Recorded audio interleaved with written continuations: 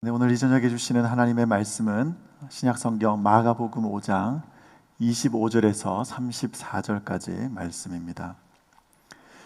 마가복음 5장 25절에서 34절까지 말씀을 저와 여러분이 한 절씩 교독하겠습니다.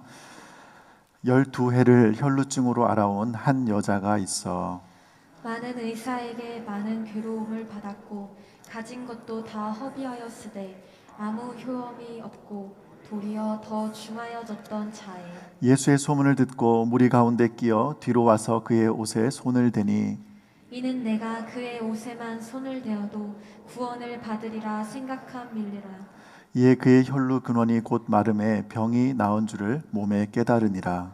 예수께서 그 능력이 자기에게서 나간 줄을 곧 스스로 아시고 무리 가운데서 돌이켜 말씀하시되 누가 내 옷에 손을 대었느냐 하시니 제자들이 여짜오되 무리가 애워싸 미는 것을 보시며 누가 내게 손을 대었느냐 물으시나이까 하되 예수께서 이 일 행한 여자를 보려고 둘러보시니 여자가 자기에게 이루어진 일을 알고 두려워하여 떨며 와서 그 앞에 엎드려 모든 사실을 여쭈니 예수께서 이르시되 딸아 내 믿음이 너를 구원하였으니 평안히 가라 내 병에서 놓여 건강할지어다. 아멘. 오늘 이 밤에도 예배 자리에 나오신 우리 모든 성도님들 주님의 이름으로 환영하고 축복합니다. 하나님께서 여러분 한 사람 한 사람을 만나 주시고 또 각자에게 주시는 하나님의 분명한 음성이 들리는 복된 이 저녁 되시기를 주님의 이름으로 간절히 소원합니다. 유대인의 그 탈무드에는 혈루증 치료법이 총 11가지가 소개가 되어 있습니다. 근데 그 중에 가장 대표적인 치료 방법 2가지를 소개하면 이렇습니다. 타조의 알을 태워서 그 재를 천에다가 싸서 몸에 지니고 있으면 혈루증이 나을 수 있다. 이런 말도 안 되는 치료법입니다. 근데 이거보다 또 더한 치료법이 있는데 또 다른 한 치료법을 보면 흰색 암나귀가 대변을 보면 그 대변을 잘 뒤져서 소화되지 않고 나온 보리를 찾아서 그것을 물에다 씻어 먹으면 혈루증이 나을 수 있다. 이런 식의 치료 방법이 이 탈무드에 소개가 되어 있습니다. 참 말도 안 되는 이런 치료법이지 않습니까? 근데 오늘 우리가 읽은 이 본문에 등장하는 이 12해 동안 혈루증을 앓았던 한 여인, 어쩌면 이 여인이 찾아가서 만난 수많은 의사들, 자신의 병을 고칠 수 있다고 말하는 그 사람들을 찾아갔을 때 그들이 처방해준 그 방법들이 이런 내용들이었을 겁니다. 이런 말도 안 되는 이런 치료 방법에 의존해서 수년 동안 10년이 넘는 그 긴 시간 동안 그렇게 세월을 허비하고 고생하며 하루하루 살아왔습니다. 이 여인의 삶을 이렇게 살펴보면 오늘날 우리 이야기로 이렇게 한번 각색해 보면 대충 이런 내용일 것 같습니다. 혈루증을 전문적으로 치료한다는 병원을 찾아갔습니다. 그랬더니 의사가 걱정하지 말라고, 우리 병원에는 최첨단 시설을 갖추고 있으니까 여기서 치료받으면 깨끗하게 나을 수 있을 겁니다. 안 그래도 혈루증으로 인해서 몸에 하열이 계속 있는데 검사를 한답시고 몸에 피를 또 뽑아내기 시작합니다.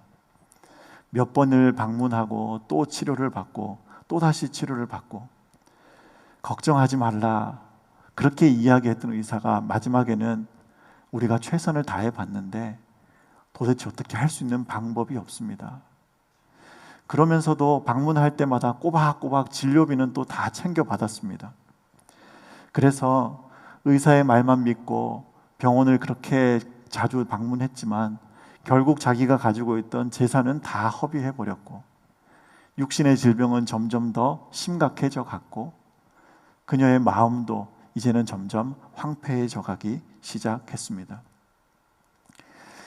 이 여인의 삶이 얼마나 비참했을지 우리가 충분히 짐작해 볼 수 있습니다. 참 얼마나 그 마음이 힘들었을까요?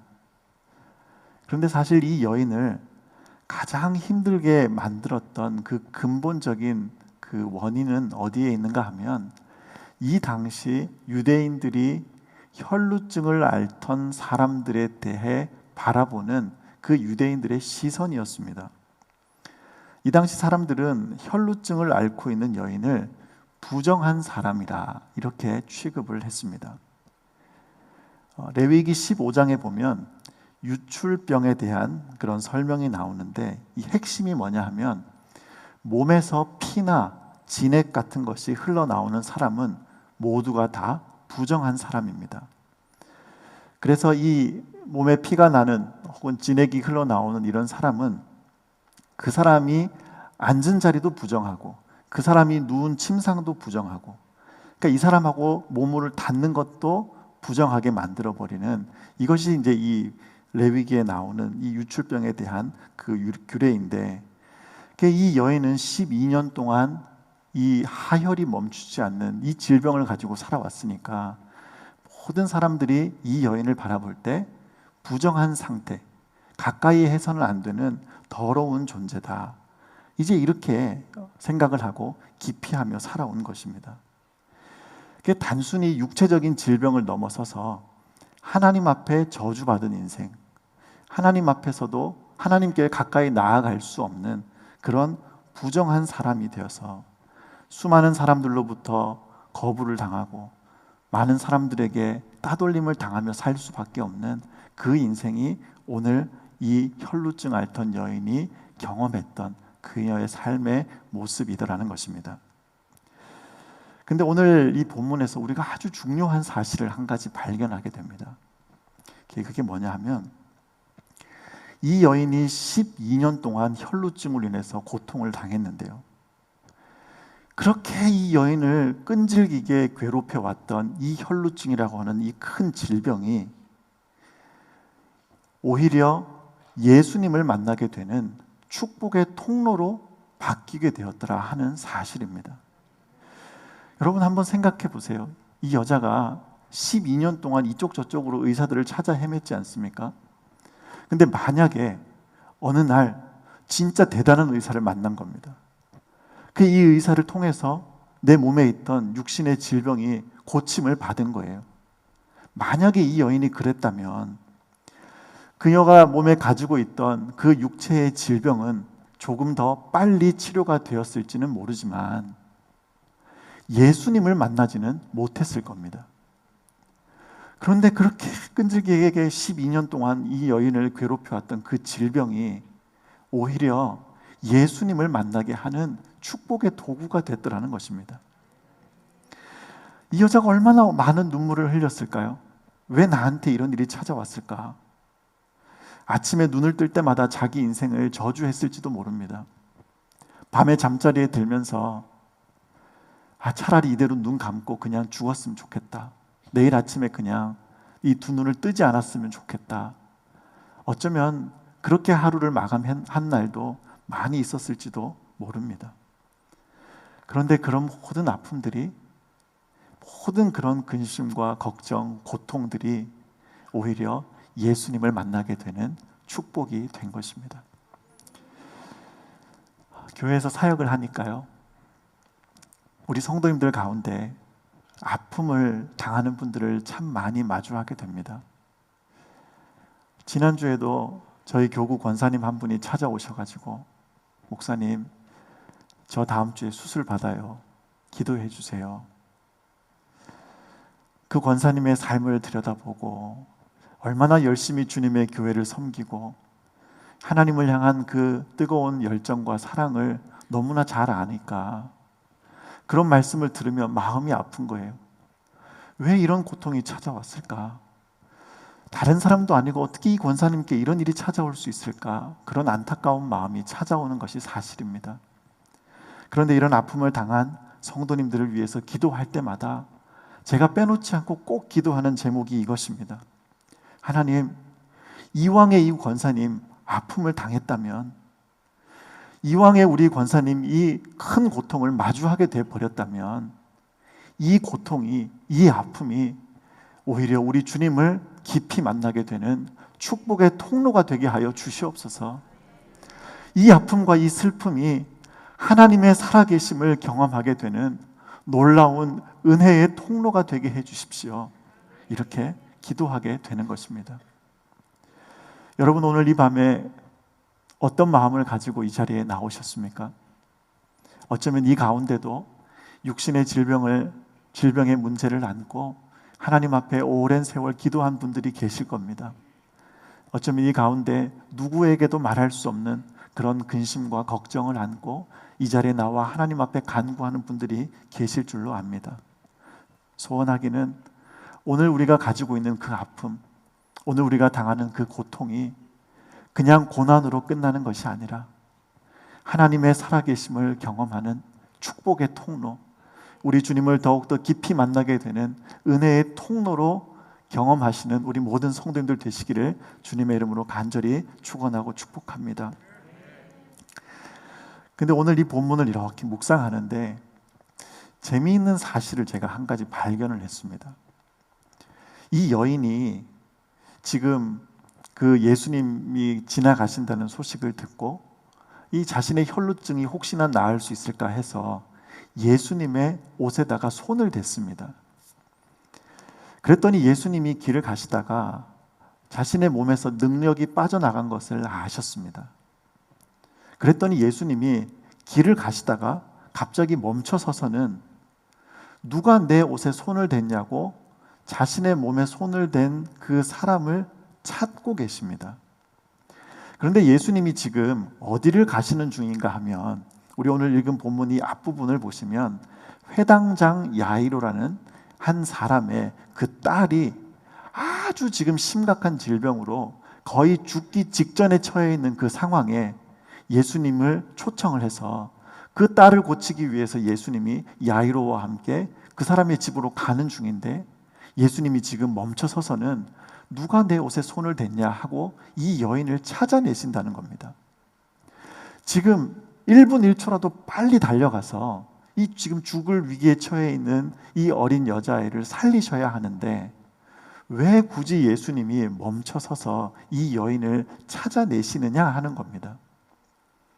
그냥 예수님이 가시다가 내 몸에서 지금 능력이 빠져나갔구나. 어떤 한 여인이 이제 고침을 받았구나. 이렇게 하고 그냥 가시면 될 것 같은데 그렇지 않으시고 멈춰 서서는 이 여인을 찾아내시는 겁니다. 그리고 수많은 사람들 앞에서 이 여인의 질병이 고침받았음을 선포하시는 겁니다. 여러분, 이걸 왜 이렇게 하셨을까요? 예수님께서 이렇게 하신 데는 여러 가지 의미가 있을 수 있지만 저는 오늘 이 본문을 묵상하면서 예수님께서 이렇게 행동을 하신 가장 중요한 이유가 무엇이라고 생각하느냐 하면 예수님은 지금 이 12년 동안 혈루증으로 인해 고통받았던 이 여인의 질병을 고치실 뿐만 아니라 이 여인의 아픈 마음의 상처까지 함께 치유를 하시기 위해 멈춰서서 이 여인을 찾아내시는 겁니다. 이게 왜 그러냐 하면 여러분, 이 여인이 지금 12년 동안 혈루증으로 기피 대상자로 살아왔다고 말씀을 드렸지 않습니까? 이 사람이 이제 그 긴 세월 동안 혈루증으로 인해서 사람들을 만나는 것이 힘들어지고 사람들이 자신을 부정한 여인이라고 싫어하고 저주하고 욕하고 이런 생활을 12년을 해왔습니다. 사랑하는 가족들도 떠나가고 내가 믿었던 친구들도 다 떠나가고 주변에 아무도 없는 거예요. 이제는 사람 앞에 나가는 것 자체가 너무너무 두려운 그런 존재가 되었는데 예수님께서 수많은 사람들 앞에 이 여인을 세워놓고 이제 이 여자는 더 이상 그런 구별되지 못한 더러운 존재가 아니라 부정한 존재가 아니라 깨끗하게 고침받은 존재가 되었음을 선포하시는 겁니다. 그래서 누구 앞에서라도 당당하게 이제 나는 자유한 존재다. 나는 하나님께로부터 고침받은 존재가 되었다. 정결한 존재가 되었음을 당당하게 드러내고 살 수 있도록 예수님께서 이 여인을 불러 세우시고 그 자리에서 회복됐음을 공포하시는 겁니다. 여러분, 지금은 이제 워낙 많아서요. 시기가 좀 지나갔는데 불과 몇 달 전까지만 해도 저희 코로나 감염됐다 그러면 무슨 죄인인 것처럼 막 이렇게 취급하지 않았습니까? 가까이 오지도 못하게 하고 코로나 걸려서 아픈 것도 서러운데 또 혼자 격리해서 2주 동안 그렇게 힘들게 외롭게 시간을 보내는 것만 해도 서러운데 이 코로나 다 끝나고 이제는 일상으로 돌아가도 좋다고 의사의 그런 진단을 받고 돌아왔는데도 주변에 있는 사람들이 가까이 오는 거 좀 싫어하고 막 이러지 않습니까? 저희 목회자들이 여러분들이 계시는데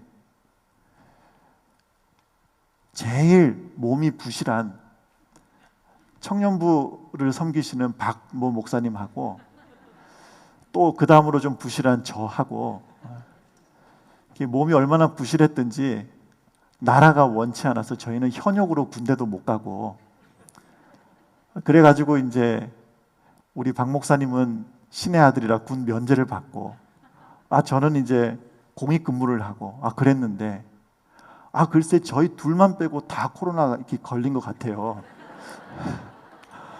그래서 이제 저랑 박 목사님이랑 마주 앉아가지고 대한민국이 현역이 이거 큰일 났다. 면제도 멀쩡하고 공익도 멀쩡한데 현역들만 이렇게 고생했다. 뭐 이렇게 우스갯소리로 하고 그랬는데 제가 이번에는 참 희한하게도 코로나에부터 이렇게 지금 안전하게 이렇게 지나가고 있는 중인데 뭐 언젠가 또 찾아올 수도 있겠죠. 근데 이제 10년 전인 것 같아요. 신종플루가 굉장히 유행했던 적이 있지 않습니까? 그때 이제 제가 그 신종플루에 감염이 된 거예요. 근데 이제 제가 그 당시에 공익근무를 하던 때인데 이 신종플루에 감염이 됐다고 얘기를 하니까 이제 저를 담당하시던 그 과장님이 일주일만 격리하면 되는데 2주일이 넘도록 나올 필요가 없다는 거예요. 야, 너 오지 마. 너 없어도 괜찮으니까 그냥 푹 쉬어. 그래서 2주를 격리하고도 또 한 사흘이 더 지났는데도 그냥 다음 주까지 나오지 마. 막 그래가지고 굉장히 긴 시간을 제가 출근도 못하고 그랬던 이제 경험이 있는데요. 그 짧은 시간, 한 2주 정도 되는 그 시간인데도 불구하고 누군가가 제가 이렇게 다가갔을 때 가까이 오는 거 싫어하고 저 사람 신종플루 걸린 사람이라 그러고 막 이렇게 대할 때 굉장히 마음 가운데 서운함도 있고 불편함이 있는데 이 여인이 12년을 이렇게 살았으니까 얼마나 그 마음에 힘듦이 있었겠어요? 그게 우리 주님께서 이 여인의 그 아픈 마음을 아시는 겁니다. 그래서 너 그 마음의 상처까지 내가 고쳐주겠노라고 그래서 예수님이 이렇게 공포하고 계신 것입니다. 여러분 우리가 심리 프로젝트 사역을 이렇게 시작하는 이유도 여기 있지 않습니까? 수많은 사람들이 마음이 아프고 이런 정서적인 질병으로 인해서 고통받는 이 시대에 우리 교회가 기도함으로 그 육신의 약함뿐만 아니라 정서적인 질병으로 인해 고통받는 수많은 분들에게 예수님의 은혜가 나타날 수 있기를 기도하며 우리가 주님 앞에 엎드리며 나아가는 것입니다. 우리 주님의 은혜가 우리 모든 성도님들 가운데 충만하게 임하기를 소원합니다. 육신의 질병뿐만 아니라 우리의 마음 아픈 것까지 하나님께서 만지시고 고치시고 회복해 하시는 그 은혜가 오늘 우리 모두에게 날마다 충만하게 임하기를 간절히 소원하고 축복합니다. 그런가 하면 오늘 마지막으로 오늘 본문에서 한 가지만 더 중요한 포인트를 하나 살펴보고 말씀을 정리하려고 하는데요. 앞서 말씀드린 대로 이 여인이 레위기 15장의 정결법에 따르면 부정한 여인이다 이렇게 말씀을 드렸습니다. 근데 레위기 15장에 보면 이 부정의 법칙이 너무나도 분명하게 나와 있는데 이 부정의 법칙이 무엇인가 하면 부정한 것이 있고 정결한 것이 있는데 이 둘이 맞닿으면 정결한 것이 부정해지는 것, 이게 이제 부정의 법칙입니다. 방금 이 부정한 여인과 어떤 부정하지 않은 다른 사람이 만났을 때 이 두 사람이 서로 맞닿게 되면 아무런 문제가 없던 그 사람도 같이 부정해지는 것, 이게 이제 부정의 법칙이라고 말씀을 드렸는데요. 심지어 이 부정한 여인이 이런 물건에다가 손을 대면 이 물건까지도 부정해지는 것이 이 레위기 15장에 나오는 정결법의 부정의 법칙입니다. 그러면 이 기준으로 봤을 때 이 부정한 여인이 예수님의 몸에 손을 댔을 때 어떤 결과가 나와야 합니까? 예수님이 부정해져야 됩니다. 부정한 여인과 예수님이 맞닿았을 때 부정의 법칙에 따르면 예수님이 부정해져야지 이 레위기 정결법의 그 부정의 법칙에 부합하는 겁니다. 그런데 놀랍게도 정반대의 결과가 나왔습니다.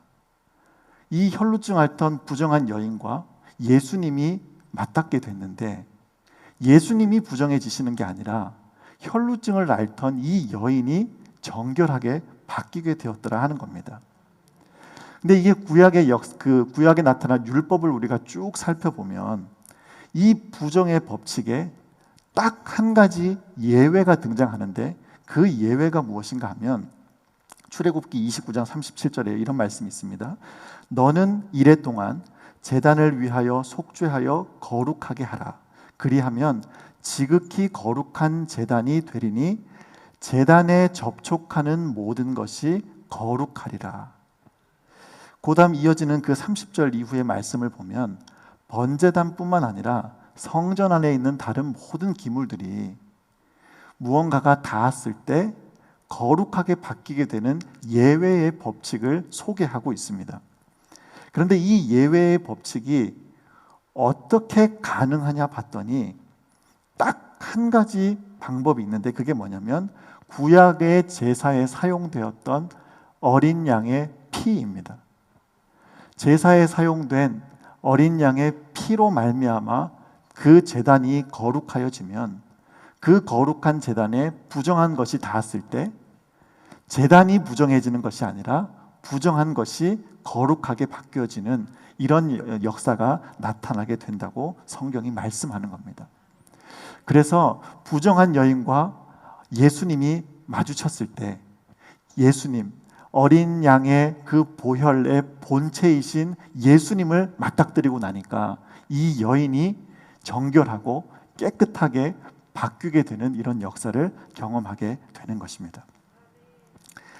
여러분, 우리가 오늘 이 본문을 묵상하면서요, 이 여인이 축복받은 이유를 우리가 가장 먼저 생각할 수 있는 것은 육신의 질병으로부터 나음을 받은 것이지 않습니까? 그런가 하면 두 번째로 이런 정서적인 그런 아픔, 정신적인 그런 고통에서부터 그 상처에서부터 해방된 건 역시 이 여인이 받게 된 놀라운 축복입니다.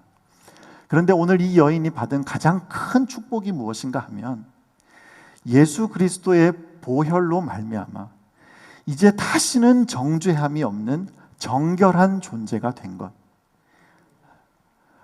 단 1%의 가능성으로도 이 여인은 다시는 죄인으로 하나님 앞에 설 가능성이 없는 너무나 존귀한 하나님의 자녀로 변화된 그 사실이 오늘 이 여인이 마주한 가장 큰 축복임을 믿습니다. 예수님을 만나서 질병으로부터 자유해지고 상처를 치유받고 물질의 축복을 받고 사업이 번창하고 자녀 문제가 해결되고 좋은 일이 생기고 이런 모든 것들 너무너무 중요한 일이지만 오늘 저와 여러분이 받아 누린 가장 큰 축복이 무엇인가 하면 이제 다시는 예수 그리스도로 말미암아 정죄함이 없는 존재가 된 것. 하나님께서 보시기에 너는 죽어 마땅한 죄인이라고 그렇게 분명히 선포하셨는데 이제는 다시는 정죄함이 없는 그리스도의 순결한 신부로 구원받은 하나님의 백성으로 살아가게 된 것. 이것이 오늘 저와 여러분이 누리는 가장 큰 축복인 줄 믿습니다. 그래서 여러분, 이 예수님을 인하여서 예수 그리스도 인하여서 정결함을 받은 이 그 은혜를 진정으로 경험한 그 사람의 고백이 무엇인가 하면 우리는 예수님 한 분만으로 만족합니다. 제게는 예수님 한 분만 계시면 그것으로 충분합니다. 이제 내가 혹시라도 건강을 잃는다 할지라도 내가 가지고 있는 물질이 다 사라져버린다 할지라도 내가 가지고 있는 모든 것 다 잃어버린다 할지라도 심지어 나의 목숨을 잃는다 할지라도 예수 그리스도 그분만으로 나는 충분합니다. 예수 그리스도 그분 한 분만으로 나는 만족합니다. 이것이 진정한 예수 그리스도의 은혜를 경험한 자의 고백인 줄 믿습니다. 여러분, 오늘부터 이제 고난 주간이 시작됩니다. 이 한 주 동안 우리가 다른 것보다 십자가에 못 박히신 예수님을 깊이 묵상하는 이 한 주가 되기를 소원합니다. 그래서 우리가 처해 있는 상황과 환경이 어떠하든지 그것 때문에 우리의 마음이 흔들리고 우리의 심령이 흐트러지는 것이 아니라 내 삶을 붙잡고 계신 그 예수님, 그 주님의 사랑을 인하여 우리가 감사하고 기뻐하며 온전히 주님 안에서 찬양하며 하루하루를 살아가는 우리 모두가 될 수 있기를 간절히 소원합니다. 예수님만으로 만족합니다. 주님, 제게는 예수님 한 분이면 충분합니다. 이렇게 믿음으로 고백하며 나아가는 저희 모두 될 수 있기를 주님의 이름으로 간절히 축원하고 축복합니다.